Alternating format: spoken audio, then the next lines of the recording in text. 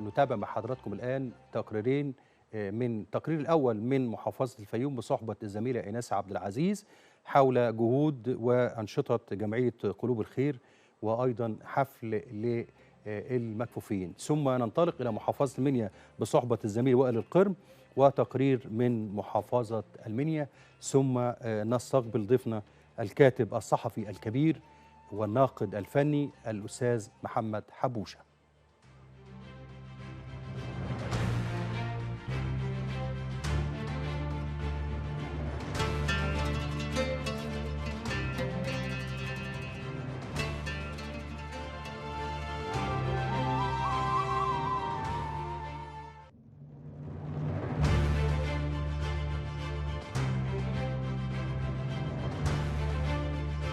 جمعية قلوب الخير، هذه الجمعية التي تختص برعاية المكفوفين وضعاف البصر.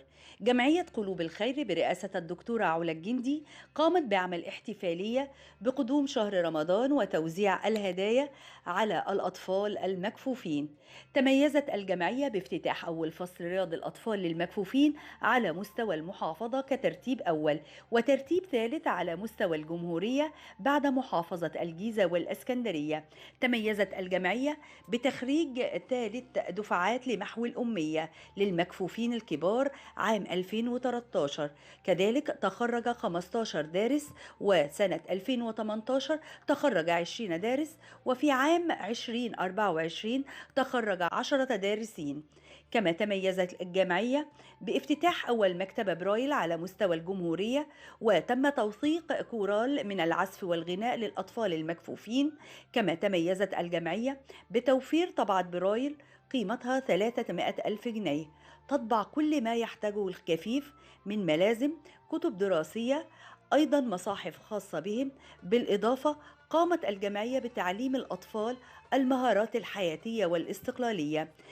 قامت الجمعية أيضا على الدعم النفسي للأطفال بإقامة رحلات ترفيهية، كذلك رحلات تثقيفية من زيارة للمتاحف والأماكن السياحية، وكثير من الأنشطة التي تساعد الطفل على الاتزان النفسي. جمعية قلوب الخير هذه الجمعية الخاصة برعاية المكفوفين وضعاف البصر بمحافظة الفيوم.